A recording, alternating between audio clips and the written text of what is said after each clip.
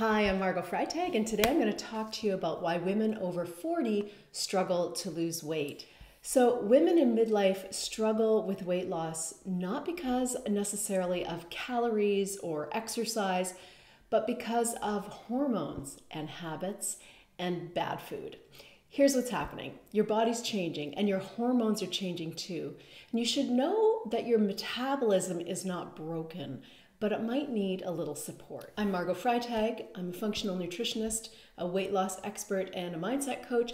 And I'm going to talk to you today about 3 hormones and how they are interfering with your weight loss efforts and your quality of life. So let's discuss these hormones. There are 3 that I'll be addressing in this video. And the first one is cortisol. When cortisol levels spike, your body stores fat in the abdominal area. And it's not just mental stress and anxiety that causes your cortisol to spike. Processed food, yo-yo dieting, extreme diets, bad habits around food, lifestyle, activity levels, medications, alcohol consumption, changes in estrogen, and poor sleep can all affect your cortisol levels. So these are some things to think about when you want to think about keeping your cortisol levels at a really good sort of balance. And you should remember that cortisol is not necessarily a bad thing. I mean, we produce cortisol for very important reasons in our body. It's just that when cortisol levels spike, that's when we see problems. So think about some of the things I just mentioned to help mitigate the spikes in those cortisol levels.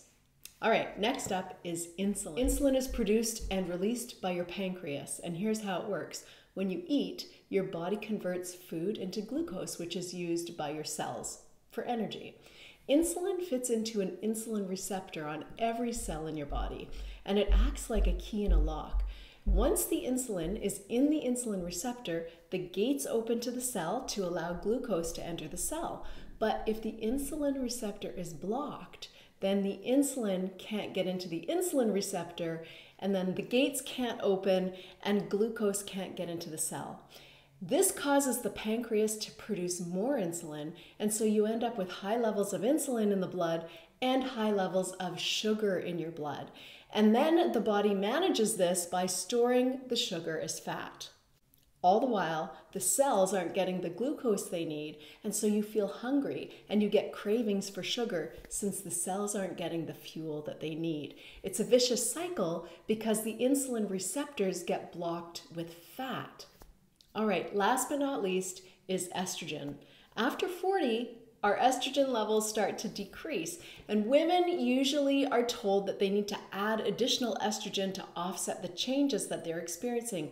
But the replacements don't usually help with weight gain. In fact, they can even make weight loss harder. Now here's the thing. In countries where the longest living and healthiest women live, in the blue zones, women don't experience weight gain or even menopausal symptoms. In fact, in many of these places, there isn't even a word for menopause.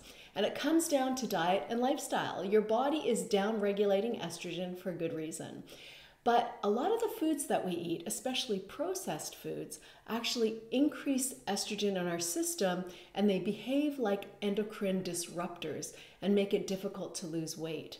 What's worse is our own fat cells produce estrogen. So the more weight you gain, the more estrogen you have circulating in your body, and it behaves like an endocrine disruptor, making weight loss more difficult and menopausal symptoms worse. And to make matters worse, excess estrogen in the body is linked to hormone-related cancers like breast cancer, ovarian cancer, etc. And that's why obesity and overweight play such a significant role in hormone-related cancers. All right, so when cortisol spikes, we tend to store fat in our bellies. When we experience insulin resistance, we get more cravings and our bodies store fat. When we have estrogen imbalances, it makes it harder to lose weight. So if you don't repair these hormone imbalances, you'll stay stuck. So what should you do to balance your hormones? Well, first, you're going to have to get off the dieting roller coaster because yo-yo dieting wreaks havoc on your hormones. And you are going to have to start eating more whole plant foods.